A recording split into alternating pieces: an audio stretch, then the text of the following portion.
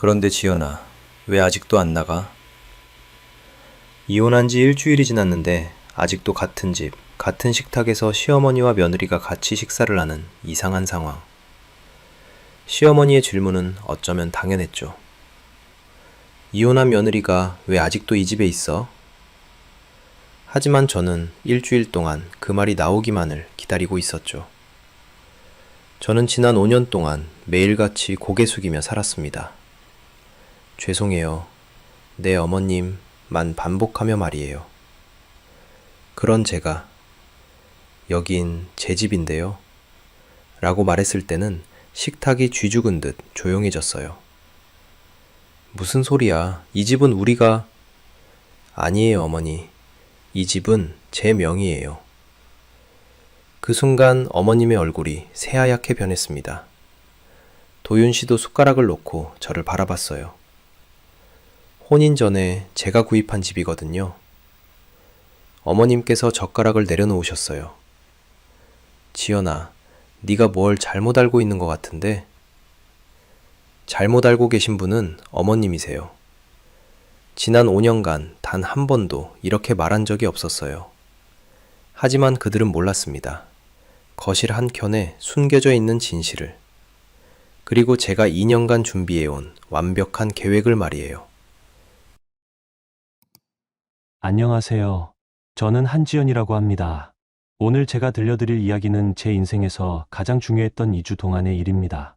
그 시작은 참 평범한 저녁 식사였어요. 2024년 10월, 용인의 저희 집 거실이었습니다.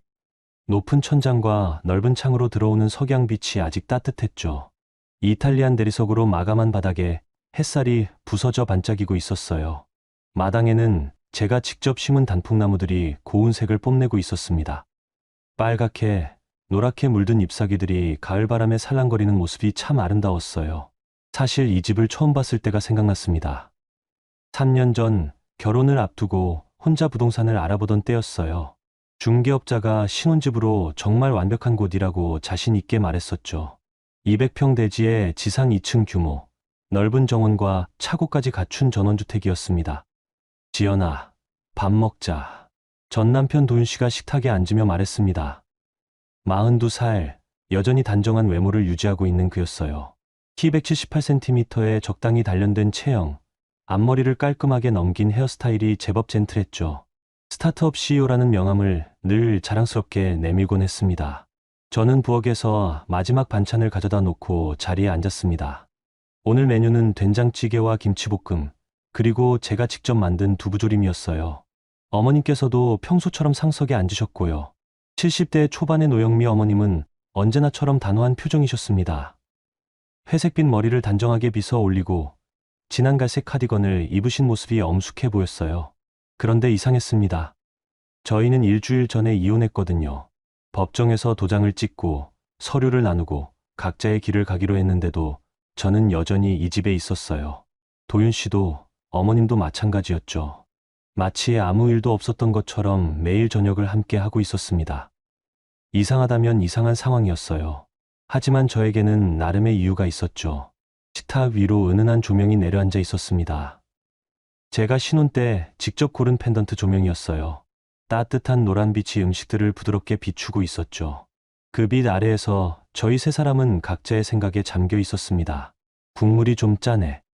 도윤 씨가 된장찌개를 떠먹으며 중얼거렸어요. 평소처럼 무심하게 던진 한마디였죠.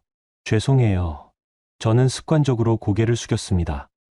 5년 동안 반복해온 일상이었거든요. 비판받고 사과하고 다음에 더 잘하겠다고 다짐하는 것. 그게 제가 아내로서 배운 전부였어요. 어머님께서는 무표정하게 반찬을 드시고 계셨습니다. 젓가락질이 매우 조신했어요. 가끔 저를 흘끔 바라보셨지만 특별한 말씀은 없으셨죠. 그 침묵이 더 무거웠습니다. 마치 폭풍 전의 고요함 같았어요. 창밖으로는 이웃집 불빛들이 하나둘 켜지기 시작했습니다. 평온한 주택가의 저녁 풍경이었어요. 누구나 부러워할 만한 고급 주거지역, 그리고 완벽한 가족의 모습. 하지만 그 모든 게 표면적인 것뿐이라는 걸 저는 너무나 잘 알고 있었죠. 참, 지연아. 어머님께서 갑자기 입을 여셨습니다. 젓가락을 내려놓고 저를 똑바로 바라보셨어요. 왜 아직도 안 나가? 짧고 단도직입적인 질문이었어요. 마치 칼로 자르는 듯한 어조였죠. 숟가락을 든 손이 잠시 멈췄습니다. 저는 천천히 고개를 들었어요.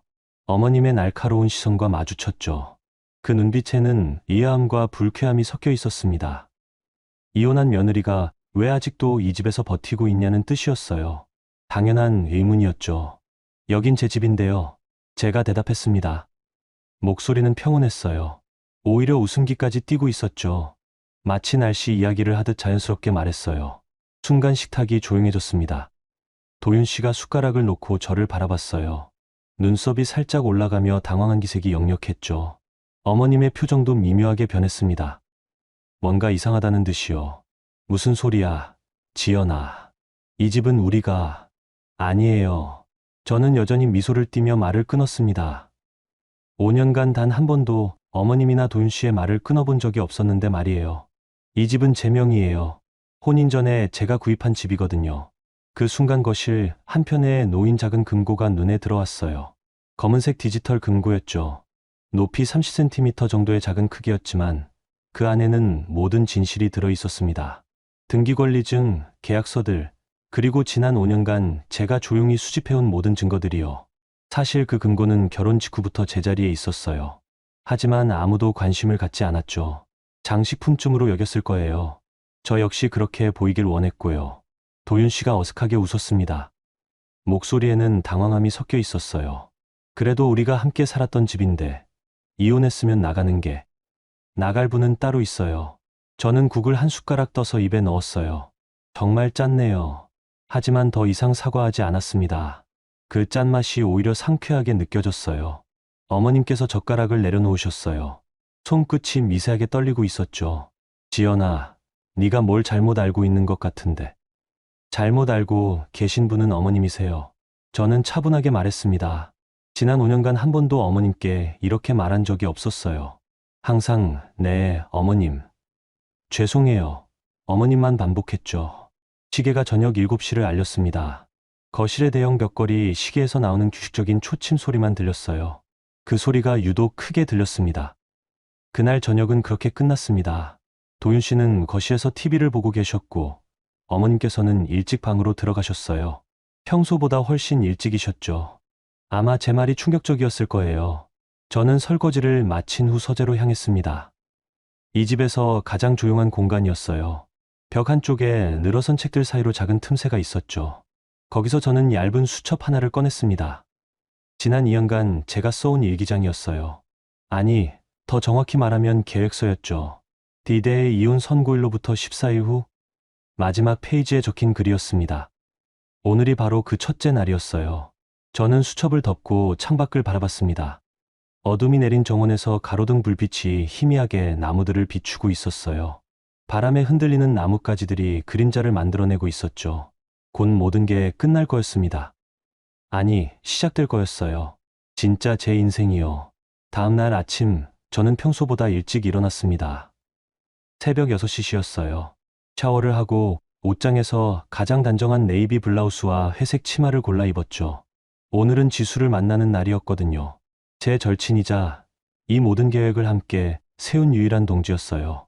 거울 속 제 모습을 바라봤습니다. 40살의 여자, 하지만 아직 젊어 보였어요. 규칙적인 운동 덕분에 몸매도 유지하고 있었고요. 다만 눈가에 생긴 미세한 주름들이 지난 5년의 시간을 말해주고 있었죠. 어디가? 현관에서 신발을 신고 있는데 도윤 씨가 물었어요. 평소보다 일찍 일어나신 모양이었어요. 친구 만나러요. 언제 와? 늦을 것 같아요. 저는 가방을 들고 문을 열었습니다. 아침 공기가 차갑게 뺨을 스쳤어요. 10월 말의 쌀쌀한 바람이었죠. 문득 뒤돌아보니 도윤 씨가 복잡한 표정으로 저를 바라보고 있었습니다. 어제 제가 한 말들이 아직 이해되지 않는다는 듯이요. 그럼 다녀오겠습니다. 저는 평상시와 같은 목소리로 인사했어요. 하지만 속으로는 알고 있었죠. 이게 마지막 평범한 아침이 될 거라는 거요. 강남역 12번 출구를 나서자 복잡한 인파가 눈에 들어왔습니다. 오전 11시 평일임에도 불구하고 거리는 사람들로 가득했어요. 직장인들, 학생들, 그리고 쇼핑을 나온 사람들이 각자의 목적지를 향해 바쁘게 걸어가고 있었죠. 저는 지수와 만날 카페로 향하기 전에 잠시 쇼핑몰에 들르기로 했습니다. 갑자기 생각난 게 있었거든요. 어제 도윤 씨가 입고 있던 셔츠가 새 것 같았는데 혹시 제가 모르는 사이에 쇼핑을 했나 싶었어요. 신세계 백화점 본점에 들어서자 1층 명품관의 화려한 조명들이 반겨줬습니다. 샤넬, 에르메스, 구찌의 매장들이 저마다 우아함을 뽐내고 있었어요. 평소 같았으면 그냥 지나쳤을 텐데 오늘은 왠지 발걸음이 무거웠습니다. 에스컬레이터를 타고 2층으로 올라가는데 익숙한 뒷모습이 보였어요. 키 178cm, 어깨가 넓고 뒷목이 길쭉한 남자. 바로 도윤 씨였습니다. 심장이 빨라지기 시작했어요. 도윤 씨 옆에는 젊은 여자가 있었습니다. 긴 생머리를 한쪽으로 넘긴 채 하이힐을 신고 우아하게 걷고 있었어요. 키가 165cm 정도 되어 보였고 몸매가 참 좋았죠. 나이는 30 초반 정도로 보였습니다. 저는 재빨리 기둥 뒤로 몸을 숨겼어요. 가슴이 쿵쾅거렸지만 머릿속은 오히려 차가워졌습니다. 두 사람은 티파니 매장 앞에서 멈춰섰어요. 이거 어때? 도윤 씨가 여자에게 물었습니다. 쇼케이스 안의 목걸이를 가리키며 말이죠. 정말 예뻐요. 하지만 비싸지 않을까요? 여자가 조금 망설이는 듯한 목소리로 대답했어요. 목소리가 참 어렸습니다. 그리고 예뻤죠. 도윤 씨 타입이었어요. 비싸면 어때? 내 여자한테 해주는 건데. 도윤 씨가 웃으며 말했습니다. 매장 직원을 불러 목걸이를 꺼내달라고 했어요. 저는 휴대폰을 꺼내 녹화를 시작했습니다. 손이 떨렸지만 화면은 정확히 두 사람을 담아내고 있었어요. 고객님, 이 제품은 280만 원입니다. 직원이 목걸이를 여자의 목에 걸어주며 설명했어요. 화이트 골드의 작은 다이아몬드들이 박힌 섬세한 디자인이었죠. 잘 어울리네. 이걸로 할게요. 도윤 씨가 신용카드를 꺼냈습니다.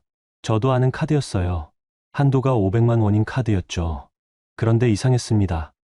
도윤 씨 회사 자금 사정이 좋지 않다는 걸 저는 알고 있었거든요. 결제가 완료되자 여자가 도윤 씨의 목을 감쌌습니다. 그리고는 자연스럽게 입맞춤을 했어요. 사람들이 오가는 백화점 한복판에서 말이죠. 제 손가락이 녹화 정지 버튼을 눌렀습니다. 충분했어요. 저는 조용히 그 자리를 벗어났습니다. 다리에 힘이 빠지는 것 같았지만 이상하게도 마음은 평온했어요. 오히려 시원했죠. 드디어 확실한 증거를 손에 넣었으니까요. 엘리베이터를 타고 지하 1층 카페로 향했습니다. 약속 시간보다 10분 일찍 도착했는데 지수가 이미 와 있었어요. 언니 왔네. 지수가 반갑게 인사했습니다. 39세인 지수는 저보다 한 살 어렸지만 대학 때부터 언니 동생하며 지냈어요. 키 160cm의 단발머리, 늘 단정한 수트를 입는 그녀는 법무법인 소속 이혼 전문 변호사였습니다. 미안, 늦었지? 아니야, 나도 방금 왔어. 저는 지수 맞은편에 앉으며 가방에서 휴대폰을 꺼냈어요. 이거 봐. 휴대폰 화면을 지수에게 넘겼습니다. 방금 찍은 영상이었어요. 지수의 표정이 진지해졌습니다. 화면을 집중해서 보더니 고개를 끄덕였어요. 완벽한 증거네. 시간, 장소, 인물 모두 명확하고. 이게 결정타가 될 수 있을까? 충분해. 이혼은 이미 끝났지만 재산분할 재심이나 위자료 청구에서 강력한 무기가 될 거야. 지수가 커피를 한 모금 마시며 말했습니다. 그녀의 목소리는 언제나처럼 차분하고 논리적이었어요. 그런데 언니, 도윤 씨가 어디서 그 돈을 구했을까? 회사 사정이 안 좋다고 했잖아. 바로 그 지점이었어요. 저도 궁금했던 부분이죠. 사채 쓰는 것 같아. 사채? 지수의 눈썹이 올라갔습니다. 최근에 모르는 번호에서 전화가 자주 왔거든. 도윤이한테. 그리고 며칠 전에는 정장 입은 남자들이 회사에 찾아왔다더라고. 그런 빚이 있다는 얘기네. 아마도.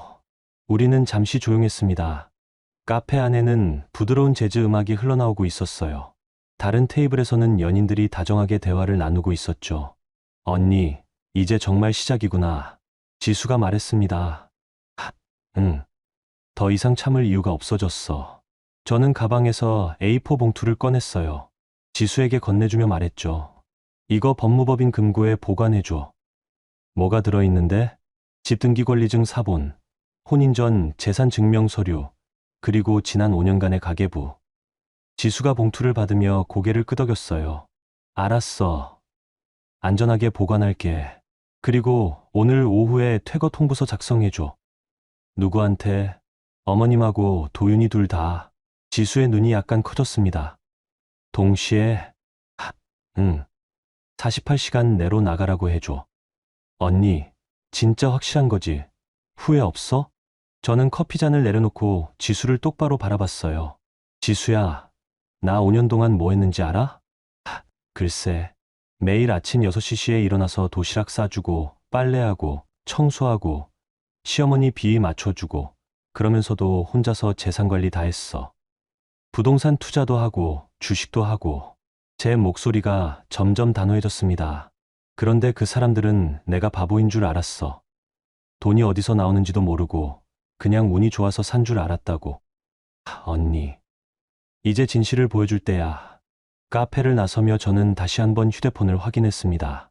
영상이 제대로 저장되어 있었어요.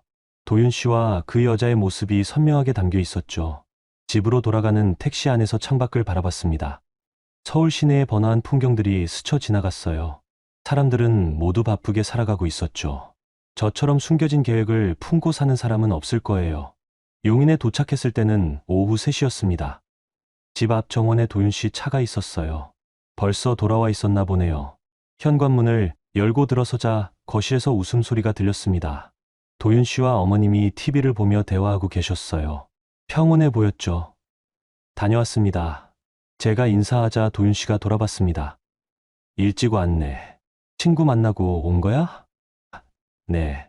저는 가방을 소파에 놓고 부엌으로 향했어요. 저녁 준비를 해야 했거든요. 하지만 마음속으로는 알고 있었습니다. 이번이 마지막이라는 거요. 마지막 저녁, 마지막 설거지, 마지막 순종이었어요. 내일부터는 모든 게 바뀔 거였습니다. 휴대폰 속 영상이 그 변화의 시작이 될 거였어요. 그리고 지수가 준비하고 있을 퇴거 통보서가 그 변화를 확정지을 거였죠. 저는 냉장고에서 재료들을 꺼내며 작은 미소를 지었습니다. 5년 만에 처음으로 진짜 웃음이었어요. 그날 저녁 식사는 평소보다 조용했습니다. 도윤 씨는 휴대폰만 들여다보고 계셨고, 어머님께서는 유독 저를 자주 바라보셨어요. 뭔가 수상하다는 듯한 시선이었죠. 지연아, 오늘 어디 갔다 왔다고 했지? 어머님께서 갑자기 물으셨습니다. 친구 만나러 강남에 다녀왔어요. 강남 어디? 백화점이요. 뭘 사려고? 질문이 계속 이어졌어요. 평소에는 제 일정에 별로 관심이 없으셨는데 말이죠. 그냥 구경만 했어요. 저는 짧게 대답하고 밥을 계속 먹었습니다. 어머님의 눈빛이 예사롭지 않았거든요. 식사를 마치고 설거지를 하는데 뒤에서 어머님의 발자국 소리가 들렸어요. 평소보다 무거운 걸음이었죠. 지연아. 네, 어머님. 우리 얘기 좀 하자. 부엌 식탁에 앉으신 어머님의 표정은 심각했습니다. 입술을 꽉 다물고 계셨어요. 어제 네가 한 말 말이야. 이 집이 내 거라고 했지? 네. 그런 소리 하지 마라. 어머님의 목소리가 낮아졌습니다. 이 집은 도윤이가 결혼하면서 마련한 집이야. 네가 무슨 돈으로 집을 샀겠어? 어머님, 그건 네가 전업주부인데 무슨 돈이 있어? 도윤이 벌어다 준 돈으로 산 집이지. 저는 설거지를 멈추고 어머님을 바라봤어요. 그 눈빛에는 확신이 가득했습니다. 지난 5년간 제가 어떻게 살았는지 전혀 모르고 계셨어요. 어머님, 이 집은 정말 제 명의예요. 그럼 증명해봐. 네. 집 문서 있잖아. 가져와봐. 어머님께서 자리에서 일어나셨어요. 그리고는 거실로 향하셨죠. 저는 잠시 망설였습니다. 하지만 이제 숨길 이유가 없었어요. 오히려 모든 걸 보여줄 때가 왔다고 생각했죠. 서재로 가서 금고를 열었습니다. 비밀번호를 입력하자 작은 전자음과 함께 문이 열렸어요. 안에는 여러 서류들이 정리되어 있었습니다. 등기권리증을 꺼내 거실로 나왔어요. 어머님께서는 소파에 앉아 팔짱을 끼고 계셨습니다. 도윤 씨도 TV를 끄고 저희 쪽을 바라보고 있었어요. 여기 있어요.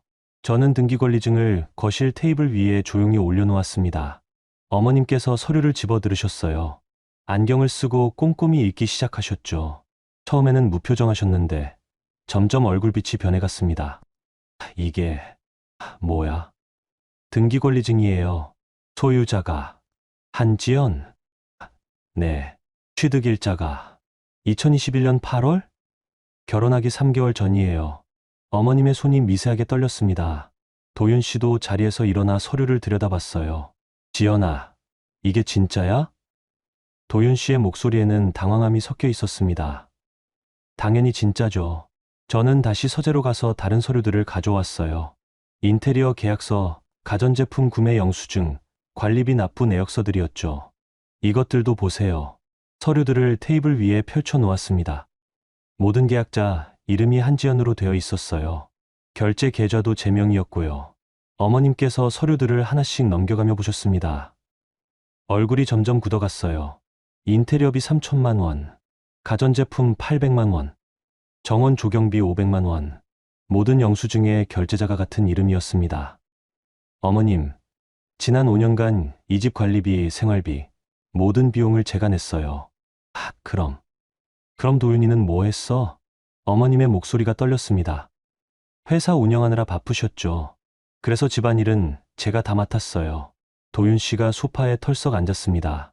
얼굴이 새하얗게 되었어요. 지연아, 그럼 네가 이 집을 산 거야? 네. 결혼 전에 아버지께 물려받은 유산으로 샀어요. 유산? 어머님께서 날카롭게 물어보셨습니다. 네. 아버지께서 돌아가시면서 남겨주신 거예요. 사실 이것도 일부만 말한 거였어요. 진실은 훨씬 복잡했죠. 그럼 지금까지 우리가 알고 있던 건 잘못 알고 계셨던 거예요. 어머님께서 갑자기 자리에서 벌떡 일어나셨습니다. 안 돼. 이럴 수가 없어. 어머님, 이 집에서 5년을 살았는데 갑자기 남의 집이라니. 어머님의 목소리가 높아졌어요. 처음부터 남의 집이었어요. 제 집이요. 그럼 우리는 뭐가 돼? 세입자야? 어머님께서 원하신다면 말도 안 돼. 어머님께서 소리를 지르셨습니다. 지금까지 한 번도 그렇게 큰 소리를 내시는 걸 본 적이 없었어요. 지연아, 네가 아무리 문서를 내놓아도 소용없어. 이 집은 우리 아들이 결혼하면서 차린 집이야. 서류상으로는 제 집이에요. 서류가 다가 아니야. 우리가 여기서 5년을 살았잖아. 어머님께서 화를 내시는 모습이 처음에는 당황스러웠어요. 하지만 곧 이해할 수 있었죠. 자신이 알고 있던 모든 게 거짓이었다는 걸 받아들이기 어려우셨을 거예요. 어머님, 진정하세요. 진정하라고. 내가 어떻게 진정해. 도윤 씨가 어머님의 팔을 잡았습니다. 어머니, 일단 앉으세요. 이게 말이 되는 소리야? 며느리가 집주인이라니. 저는 조용히 서재로 가서 마지막 서류를 가져왔어요. 신탁 계약서였죠. 이것도 보세요. 테이블 위에 올려놓은 서류를 보신 어머님의 표정이 또 한 번 변했습니다. 신탁 계약서? 네. 이 집뿐만 아니라 제 명의의 다른 부동산들도 모두 신탁으로 관리되고 있어요. 다른 부동산들? 도윤 씨가 떨리는 목소리로 물었어요. 강남 오피스텔 2채, 분당 아파트 1채요. 거실이 조용해졌습니다. 시계의 초침 소리만 똑똑 들렸어요. 그럼 네가. 네. 그리고 내일부터는 더 이상 이 집에서 함께 살 수 없어요. 어머님께서 눈을 크게 뜨셨습니다. 무슨 소리야? 퇴거 통보서를 받으실 거예요. 48시간 내로 나가주세요. 뭐라고? 어머님의 목소리가 떨렸습니다. 지연아, 농담이지? 도윤 씨가 불안한 목소리로 물었어요. 아니에요. 진짜예요. 저는 휴대폰을 꺼내 지수에게서 온 메시지를 보여줬어요. 퇴거 통보서 작성 완료. 내일 오전에 전달하겠음. 어머님께서 휴대폰을 보시더니 갑자기 웃으셨어요. 하지만 그 웃음이 무서웠어요. 좋아. 정말 좋아. 어머님, 지연아, 네가 이렇게 나올 줄은 몰랐다. 어머님께서 서류들을 테이블에 던지셨습니다. 하지만 착각하지 마. 이런 식으로는 안 끝나. 무슨 뜻이세요? 이 집이 내 거라고? 좋아. 그럼 친척들한테 다 알려주마. 어머님의 눈빛이 차가워졌어요. 네가 어떤 며느리인지, 시어머니를 어떻게 대하는지 다 말해줄 거야. 어머님, 그리고 이웃들한테도 알려주고, 도윤이 회사 사람들한테도. 어머님께서 휴대폰을 꺼내셨어요. 지금 당장 할머니들한테 전화해서 말할 거야.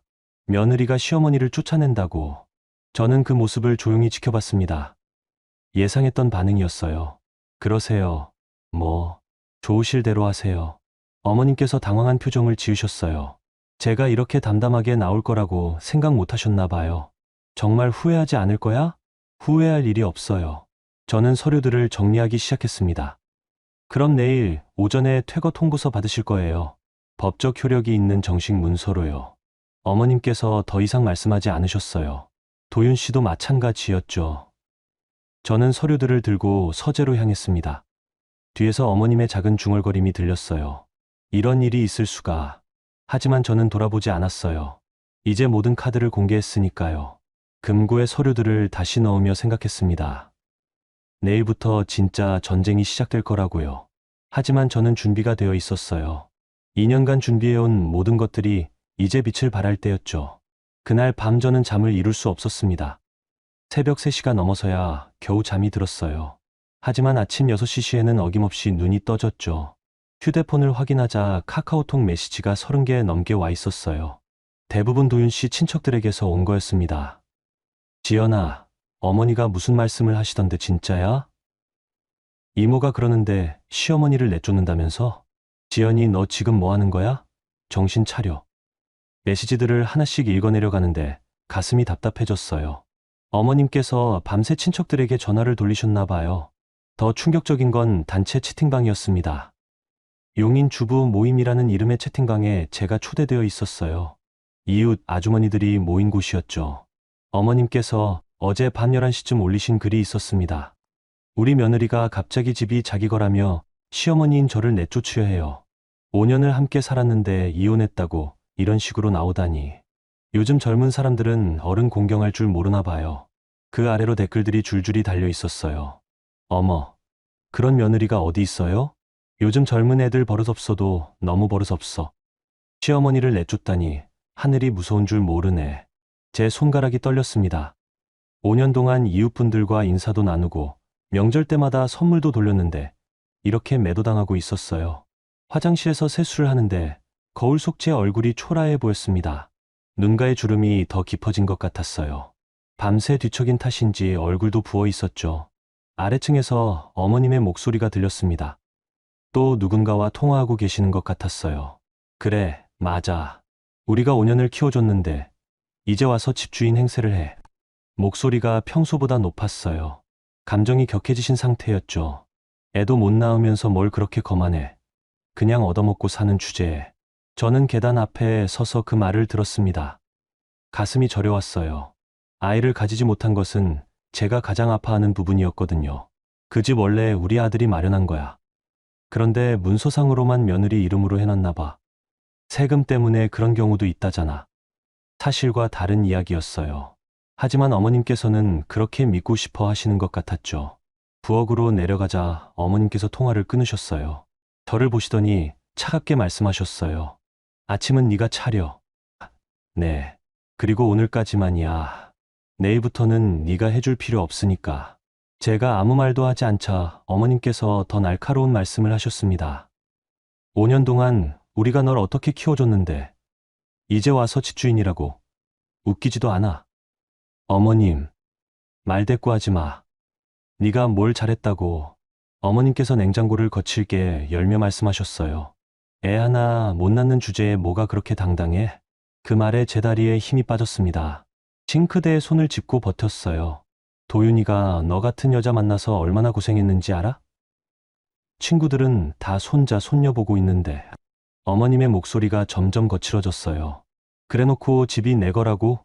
집이라는 게 그냥 건물이야? 가정을 이루는 곳인데. 네가 가정다운 가정을 만들었어? 저는 고개를 숙이고 계란을 깨고 있었습니다. 손이 떨려서 껍데기가 프라이팬에 떨어졌어요.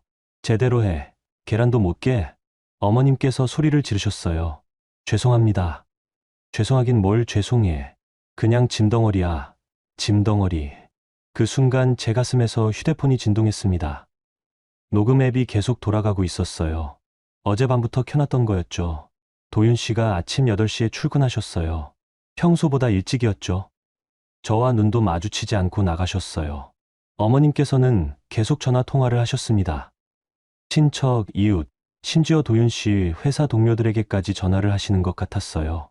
네, 맞아요. 우리 며느리가 갑자기 변했어요. 이혼하더니 시어머니를 쫓아내려고 해요. 오전 10시쯤 지수에게서 전화가 왔어요. 언니, 퇴거 통보서 가지고 가는데 집 앞에 사람들이 많아. 사람들? 이웃분들인 것 같은데. 어머님이 부르신 것 같아. 창밖을 내려다보니 정말 여러 사람이 우리 집 앞마당에 모여 있었어요. 다들 심각한 표정으로 이야기를 나누고 있었죠. 지수야, 들어와도 돼. 알았어. 현관 초인종이 울렸습니다. 어머님께서 나가 문을 여셨어요. 안녕하세요, 노영미 어머님. 지연이 변호사입니다. 지수의 정중한 인사 소리가 들렸어요. 아, 변호사, 지연이가 변호사까지 부른 거야? 어머님의 목소리가 놀라움과 분노로 떨렸습니다. 퇴거 통보서를 전달하러 왔습니다. 퇴거 통보서.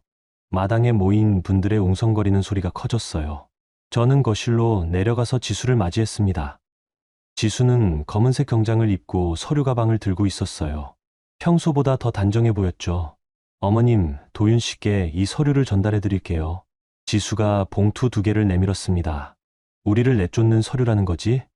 어머님께서 봉투를 받으시며 물으셨어요. 법적 근거에 따른 정당한 퇴거 요구서입니다. 법적 근거?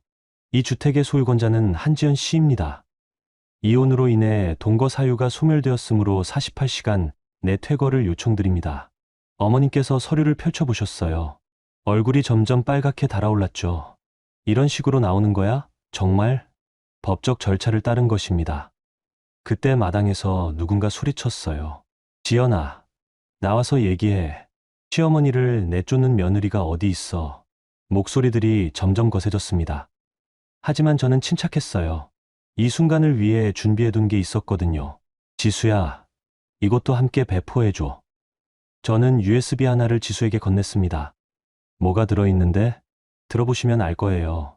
지수가 노트북을 꺼내 USB를 연결했어요. 곧 어머님의 목소리가 스피커로 흘러나왔습니다. 애도 못 낳으면서 뭘 그렇게 거만해. 그냥 얻어먹고 사는 주제에. 5년 동안 우리가 널 어떻게 키워줬는데. 짐덩어리야, 짐덩어리. 어머님의 얼굴이 새하얗게 되었어요. 이걸 언제 녹음한 거야? 어젯밤부터 오늘 아침까지요. 마당에 웅성거림이 잦아들었습니다. 모든 분들이 집 안의 상황을 들을 수 있었거든요. 지수가 노트북을 들고 밖으로 나갔어요. 그리고 이웃분들에게 정중하게 인사했죠. 안녕하세요.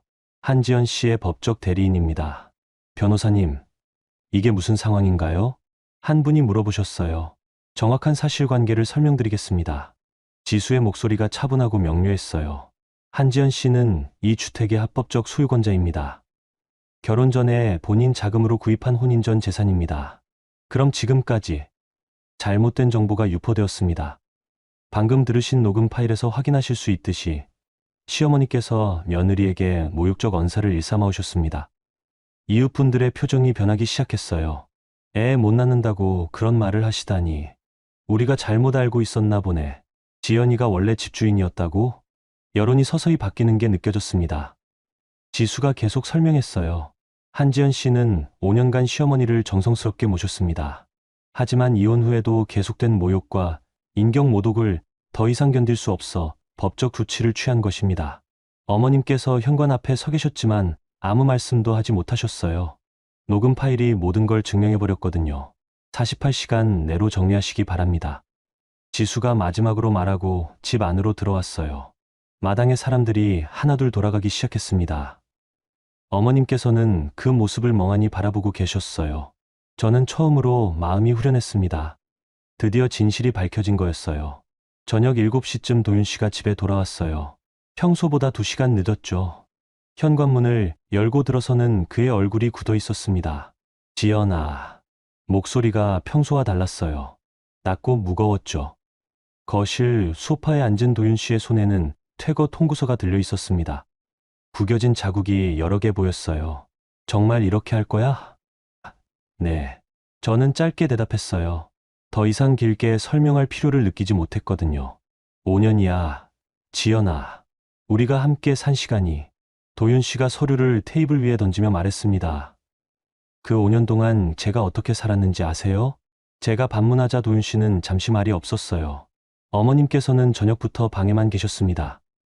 아무래도 오늘 일로 충격이 크셨나 봐요. 평소에는 TV 소리가 항상 들렸는데 오늘은 조용했어요. 회사는 어떻게 할 건데? 도윤 씨가 갑자기 물었습니다. 회사요? 내가 운영하는 스타트업 말이야. 네가 집을 뺏어간다고 해서 내 회사까지 어쩔 수는 없을 거 아니야. 그의 목소리에는 마지막 희망이 담겨 있었어요. 저는 잠시 망설였습니다. 이 이야기를 해야 할 때가 온 건가요? 도윤 씨, 그 회사에 대해서 얘기해야 할 게 있어요. 뭔데? 사실 그 회사도. 제가 말을 멈추자 도윤 씨의 표정이 변했습니다. 설마. 제 명의 재단의 자회사예요. 그 순간 도윤 씨의 얼굴에서 모든 색이 빠져나갔어요. 입을 벌린 채 저를 바라봤죠. 문득 3년 전이 생각났습니다. 도윤 씨가 창업을 준비하던 때였어요. 지연아, 투자자를 찾기가 너무 어려워. 그때 그가 얼마나 절망하고 있었는지 기억나요. 매일 밤늦게 들어와서 한숨만 쉬었죠. 내가 도와줄게.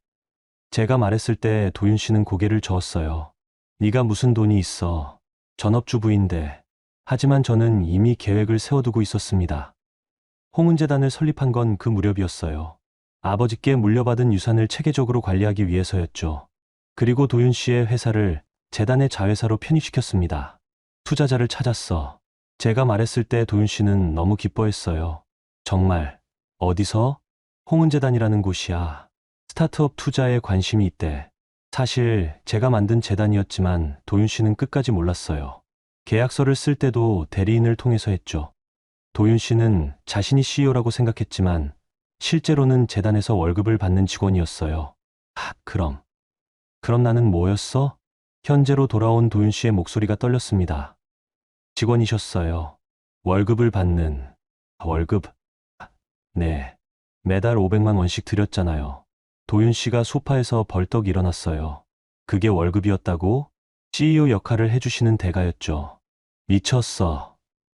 정말 미쳤어. 도윤 씨가 머리를 감싸 쥐었습니다. 3년 동안 내가 CEO인 줄 알았는데. 명의상으로는 CEO가 맞았어요. 하지만 실권은 재단이 가지고 있었죠. 제가 서재에서 가져온 서류를 테이블 위에 놓았어요. 신탁계약서와 이사회 통지서였습니다. 내일부터는 회사에 출근하지 마세요. 뭐라고? 이사회에서 대표이사 해임이 결정됐어요. 도윤 씨가 서류를 집어들었습니다. 손이 덜덜 떨리고 있었어요. 이런 일이 있을 수가. 3년간 수고 많으셨어요. 저는 차분하게 말했어요. 도윤 씨가 갑자기 무릎을 꿇었습니다. 바닥에 주저앉은 채로 고개를 들지 못했어요. 지연아, 내가 뭘 잘못했어? 모르세요? 정말 모르겠어. 내가 뭘? 어제 백화점에서 목걸이 사주신 분 있잖아요. 도윤 씨의 몸이 굳어졌어요. 그것도 알고 있어? 280만 원짜리 목걸이였죠. 지연아, 그건 사채로 마련한 돈이었다면서요? 도윤 씨가 고개를 더 숙였습니다. 미안해. 2억 빚지셨더라고요. 어떻게 알았어? 채권자들이 저한테 연락했어요. 부인이니까 연대보증인이라고. 사실 연대보증인은 아니었어요. 하지만 채권자들은 그렇게 믿고 있었죠. 그 돈도 다 정리하셨어요. 제가 정리했다고? 네. 2억 전액 상환했어요. 도윤 씨가 고개를 들어 저를 바라봤어요. 눈이 빨갛게 충혈되어 있었죠. 왜? 이혼한다고 해서 완전히 원수가 되는 건 아니니까요. 하지만 제 목소리는 여전히 차가웠어요. 대신 그 빚은 도윤 씨 개인 명의로 제게 이전됐어요. 무슨 뜻이야? 2억을 저한테 갚으셔야 한다는 뜻이에요. 도윤 씨가 완전히 무너져 버렸어요. 바닥에 엎드린 채 일어나지 못했죠. 제 휴대폰이 울렸습니다. 지수에게서 온 메시지였어요. 윤소라 씨가 도윤 씨와 연락을 끊겠다고 했대. 빚쟁이랑은 못 만나겠다면서. 저는 메시지를 보고 작은 한숨을 쉬었어요. 예상했던 일이었죠. 이제 모든 게 끝나가고 있었습니다. 다음 날 아침, 집 안은 정말 조용했습니다. 어머님께서는 여전히 방에서 나오지 않으셨고, 도윤 씨는 거실 소파에서 밤을 새신 모양이었어요. 담요 하나 덮고 웅크리고 계시더라고요. 제가 부엌에서 커피를 내리고 있는데 현관 초인종이 울렸습니다. 아침 8시였어요. 문을 열자 정장 입은 남자 2명이 서 있었어요. 한 사람은 50대 중반, 다른 한 사람은 40대 초반 정도로 보였죠. 혹시 강도윤 씨 계신가요? 연령이 많은 분이 정중하게 물었어요. 네, 잠시만요. 저는 거실로 가서 도윤 씨를 깨웠습니다. 도윤 씨, 찾아오신 분이 계세요. 도윤 씨가 부스스한 머리로 일어났어요. 정장 입은 2분을 보더니 얼굴이 하얗게 변했죠. 아, 안녕하세요. 도윤 씨의 목소리가 떨렸습니다. 강도윤 씨, 저희 어제 약속하신 거 기억하시죠? 오늘까지 상환하기로 하셨는데. 그게 사정이 생겨서. 사정이요? 나이 드신 분의 표정이 굳어졌어요. 2억 5천만 원인데 이자까지 합치면 2억 5천? 제가 놀라서 물었어요. 제가 알고 있던 건 2억이었거든요. 네, 부인이시죠? 남편분이 사채를 쓰실 때 이자가 월 10%라고 설명해 드렸는데 월 10%? 정말 고금리였어요. 그럼 원금이 2억이고 지금까지 이자가 5천만 원 붙었다는 말씀이신가요? 정확하십니다. 도윤 씨가 소파에 털썩 앉았어요. 완전히 절망한 표정이었죠. 언제부터 빌리신 거예요? 제가 도윤 씨에게 물었어요. 6시개월 전부터. 6시개월? 제가 계산해보니 맞았어요. 월 10%면 6시개월에 60%. 하지만 복리로 계산하면 더 많이 나올 수도 있었죠. 그 돈으로 뭘 하셨어요? 회사 운영 자금도 있고, 그리고 도윤 씨가 말을 멈췄어요. 그리고 개인적인 용도로도 바로 그 부분이었어요. 윤소라 씨에게 쓴 돈 말이죠. 저는 핸드폰을 꺼내 지수에게 메시지를 보냈어요. 지금 집으로 와줘. 급해. 30분 후 지수가 도착했습니다. 채권자분들은 거실에서 기다리고 계셨어요. 안녕하세요. 저는 한지연 씨의 법적 대리인 문지수 변호사입니다. 지수가 명함을 건네며 인사했어요. 혹시 채권 관련 서류 확인 가능할까요? 물론이죠. 채권자분이 서류를 내밀었어요. 지수가 꼼꼼히 검토했죠. 계약 주체가 강도윤 씨 개인이고 연대보증인은 없군요. 네, 맞습니다. 그럼 한지연 씨는 이 채무와 무관하다는 뜻이네요. 법적으로는 그렇습니다만. 채권자분이 말을 흐렸어요. 다만 부부 재산이니까 실질적인 책임이. 아닙니다. 지수가 단호하게 말했어요. 한지연 씨와 강도윤 씨는 이미 이혼했고 재산 분할도 완료되었습니다. 그리고 지수는 가방에서 서류를 꺼냈어요. 더욱이 이 채무는 혼인 중 강도윤 씨가 개인적으로 부담한 것으로 부부 공동계산과는 무관합니다. 채권자분들의 표정이 변했어요. 그럼 저희는 강도윤 씨하고만 정산하면 되는 건가요? 그렇습니다. 지수가 또 다른 서류를 꺼냈어요. 참고로 강도윤 씨는 현재 무직 상태입니다. 어제자로 모든 직책에서 해임되었거든요. 무직이라고요? 채권자분들이 놀란 표정을 지었어요. 네. 그리고 현재 개인 명의 재산도 전혀 없는 상태입니다. 도윤 씨가 바닥을 바라본 채 말했어요. 제가 어떻게 해드려야 할지. 강 씨, 그럼 변제 계획을 세우셔야겠네요. 나이 드신 분이 냉정하게 말했어요. 매달 얼마씩 갚으실 수 있을까요? 지금 당장은. 그럼 담보로 잡을 만한 게 있나요? 없습니다. 채권자분들이 서로 눈빛을 교환했어요. 강 씨, 이런 상황에서는 법적 절차를 밟을 수밖에 없습니다. 법적 절차요? 파산 신청이나 개인회생 같은. 도윤 씨의 얼굴이 더욱 창백해졌어요. 그때 지수가 조용히 말했어요. 혹시 이 채무가 어디에 사용되었는지 구체적으로 확인해 보실까요? 무슨 뜻인지. 지수가 저에게 시선을 보냈어요. 저는 고개를 끄덕였죠. 강도윤 씨가 차용한 돈의 상당 부분이 여성에게 선물하는 데 사용되었습니다. 여성에게요? 네. 외도 상대방에게 명품을 사주거나 여행 경비로 쓰였죠. 지수가 휴대폰을 꺼내 영상을 보여줬어요. 제가 백화점에서 찍은 영상이었죠. 이 영상에서 280만 원짜리 목걸이를 구매하는 장면이 나옵니다. 채권자분들이 화면을 지켜봤어요. 도윤 씨와 윤소라 씨가 키스하는 장면까지 나오자 표정이 굳어졌죠. 그리고 이건 계좌 이체 내역입니다. 지수가 또 다른 서류를 보여줬어요. 윤소라라는 분의 계좌로 총 8천만 원이 이체된 기록이 있습니다. 8천만 원. 채권자분들의 목소리가 높아졌어요. 저희가 빌려준 돈으로 여자한테 선물했다는 얘기입니까? 도윤 씨는 대답할 수 없었어요. 모든 게 사실이었거든요. 더 충격적인 건 이 여성이 강도윤 씨와 연락을 끊었다는 사실입니다. 지수가 휴대폰 메시지를 보여줬어요. 빚쟁이랑은 더 이상 만날 수 없다고 했답니다. 채권자 중 한 분이 화를 내기 시작했어요. 이 자식이 정말 저희 돈으로 바람 피운 거였어요? 그렇습니다. 이런 경우에는 사기죄로 고발할 수 있지 않나요? 나이 드신 분이 지수에게 물었어요. 용도를 허위로 신고했다면 가능합니다. 회사 운영 자금이라고 했는데 여자한테 썼으니까 사기죄네요. 채권자분들의 분노가 극에 달했어요. 도윤 씨는 완전히 무너져 버렸습니다. 바닥에 엎드린 채 일어나지도 못했어요. 죄송합니다. 정말 죄송합니다. 하지만 이미 늦었어요. 강 씨, 내일까지 변호사 구해서 연락 주세요. 안 그러면 형사고발 들어갑니다. 채권자분들이 돌아간 후 집 안은 다시 조용해졌어요. 도윤 씨는 거실 바닥에 그대로 누워 있었습니다. 모든 걸 포기한 것 같았어요. 그때 2층에서 어머님의 발소리가 들렸어요. 계단을 내려오시는 소리였죠. 지연아, 어머님께서 거실로 오셨어요. 얼굴이 많이 야위어 보였습니다. 네, 어머님. 너 진짜 우리를 이렇게 만들려고 했던 거야? 제가 뭘 했다고요?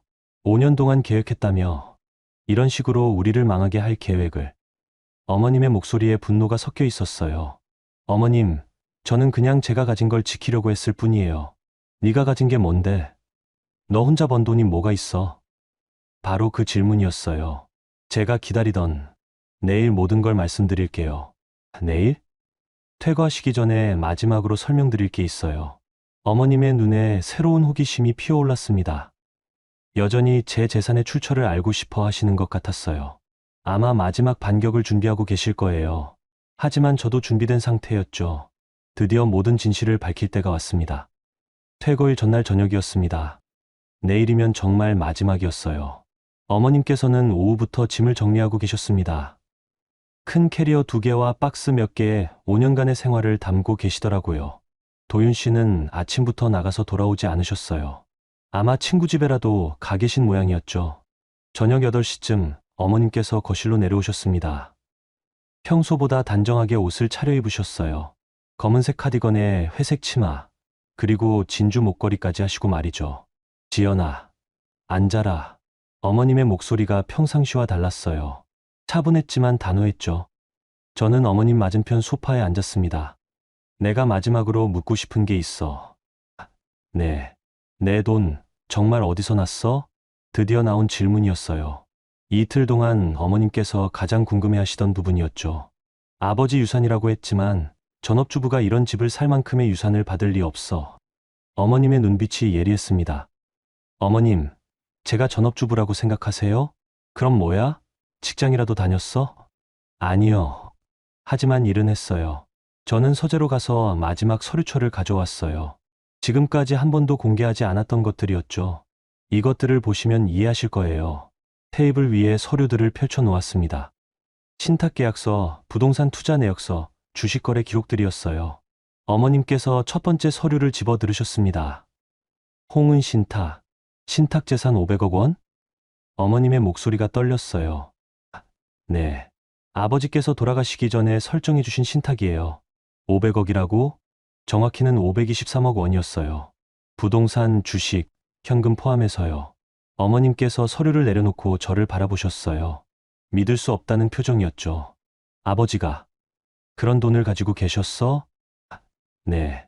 아버지는 평생 부동산 투자를 하셨거든요. 서울 강남, 분당, 용산 일대의 여러 부동산을 소유하고 계셨어요.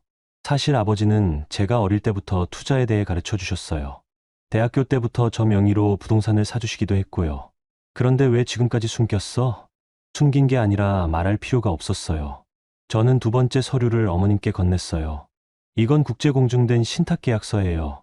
스위스 은행을 통해서 관리되고 있어요. 스위스 은행? 네. 신탁재산은 철저히 보호받고 있어요. 누구도 건드릴 수 없게 되어 있죠. 어머님의 얼굴빛이 점점 변해갔습니다. 처음에는 놀라움이었다가 이제는 다른 감정이 섞이기 시작했어요. 그럼 처음부터 네가... 네, 처음부터 저였어요. 저는 부동산 투자 내역서를 보여드렸어요. 강남 오피스텔 2채, 분당 아파트, 그리고 이 집까지. 모두 신탁재산으로 구입한 거예요. 도윤이는 몰랐어? 네, 도윤 씨는 끝까지 몰랐어요. 어머님께서 갑자기 손을 이마에 대셨어요. 그럼 회사도, 그것도 신탁재산으로 설립한 거예요. 도윤 씨는 그냥 고용된 CEO였죠. 어머님께서 깊은 한숨을 쉬셨어요. 왜 진작 말하지 않았어? 그 순간 어머님의 표정이 완전히 바뀌었어요. 지난 5년간 제게 보여주셨던 차갑고 무시하는 시선이 사라졌죠. 대신 후회와 안타깹이 가득한 눈빛이었어요.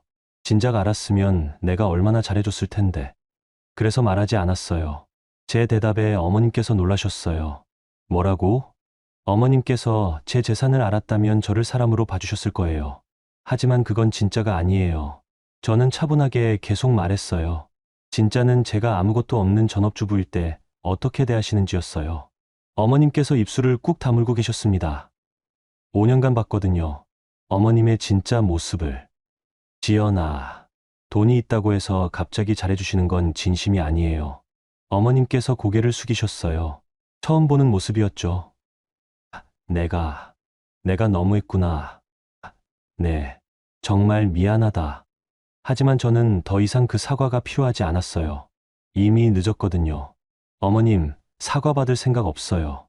지연아, 그래도 이제 진짜 끝이에요. 저는 마지막 서류를 꺼냈어요. 내일 집행될 강제퇴거 명령서였죠. 내일 오전 10시까지 나가주세요.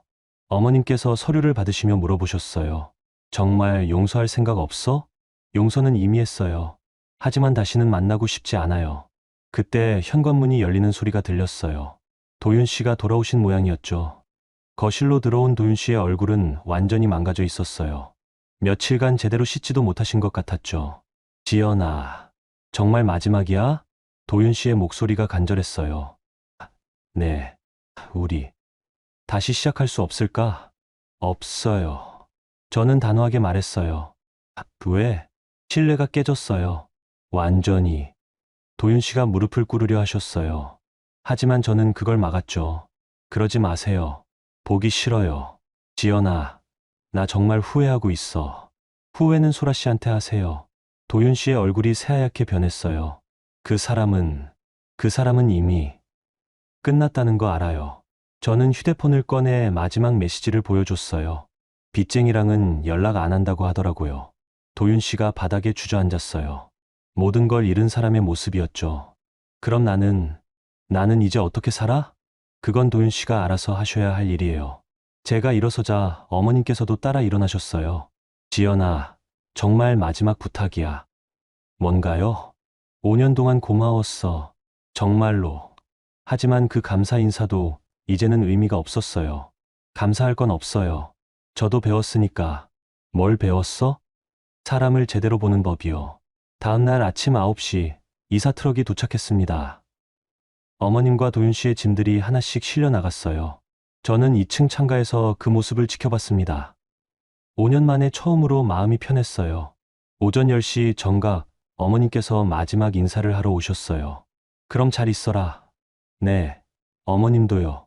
어머님께서 현관문을 나서시는 순간 저는 정말 자유로워졌다는 걸 느꼈어요. 도윤 씨는 끝까지 뒤돌아보며 나가셨습니다. 하지만 저는 창문 뒤에 숨어서 배웅하지 않았어요. 트럭이 떠나고 나자 집 안은 정말 조용해졌습니다.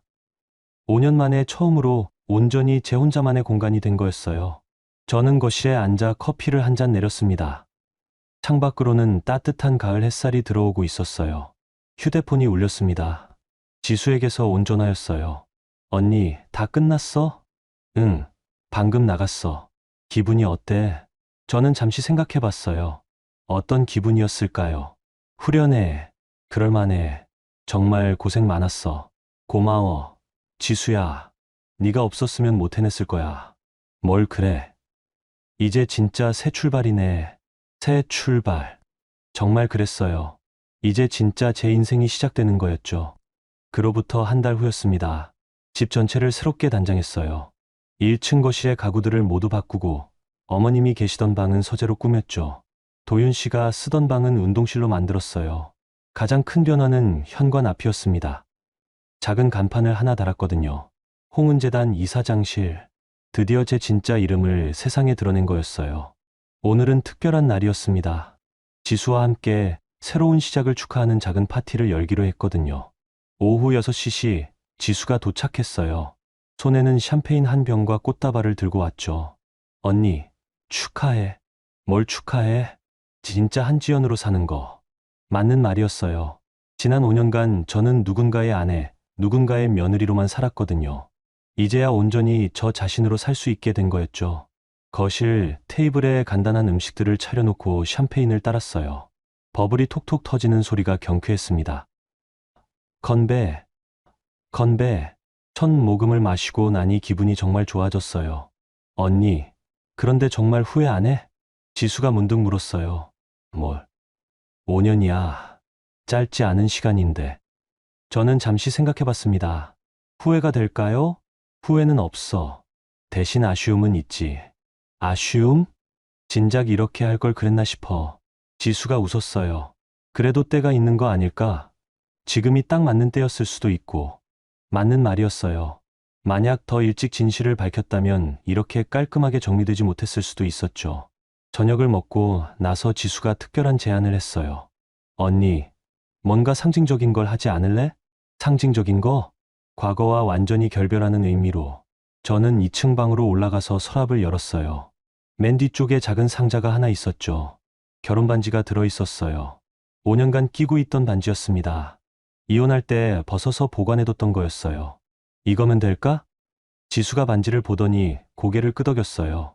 완벽해. 우리는 정원으로 나갔습니다. 마당 한쪽에는 작은 연못이 있었어요. 제가 직접 만든 거였죠. 연못 앞에 서서 반지를 바라봤습니다. 백금으로 만든 심플한 디자인이었어요. 한때는 소중했지만 이제는 그냥 금속 덩어리일 뿐이었죠. 언니, 할 말 있으면 해. 지수가 옆에서 말했어요. 저는 반지를 손바닥에 올려놓고 잠시 생각했습니다. 뭔가 말해야 할 것 같았거든요. 5년 동안 정말 고생 많았어. 누구에게 하는 말인지 저도 모르겠어요. 과거의 저에게 하는 말일 수도 있고 헤어진 사람들에게 하는 말일 수도 있었죠. 이제 진짜 끝이야. 반지를 연못에 던졌습니다. 작은 물소리와 함께 반지가 물속으로 사라졌어요. 그 순간 정말 모든 게 끝났다는 기분이 들었습니다. 언니, 이제 뭘 할 거야? 지수가 물었어요. 일해야지. 재단 일? 응. 진짜 의미 있는 일들 말이야. 사실 홍은재단은 지금까지 소극적으로 운영해왔어요. 하지만 이제는 적극적으로 활동할 계획이었죠. 여성 창업 지원, 한부모 가정 지원, 그리고 가정폭력 피해자 지원 사업을 늘릴 거야. 좋은 생각이네. 내가 겪었던 일들이 헛되지 않았으면 좋겠어. 지수가 제 어깨를 두드렸어요. 분명히 많은 사람들에게 도움이 될 거야. 집으로 들어와서 거실 소파에 앉았습니다. 창밖으로는 별들이 반짝이고 있었어요. 도시에서는 잘 보이지 않는 별들이 용인에서는 제법 선명하게 보였죠. 지수가 돌아간 후 혼자 남은 거실에서 차를 한 잔 우렸어요. 캐모마일 차였습니다. 은은한 향기가 마음을 편안하게 해줬어요. 문득 휴대폰을 확인해 보니 모르는 번호에서 메시지가 와 있었어요. 지연 씨, 홍은재단 이사장이라는 게 사실인가요? 부럽습니다. 저도 언젠가는 당당하게 살고 싶어요. 아마 이웃분이 보낸 것 같았어요. 제 이야기가 입소문을 탔나 봐요. 답장을 보냈습니다. 당당해지는데 늦은 때는 없어요.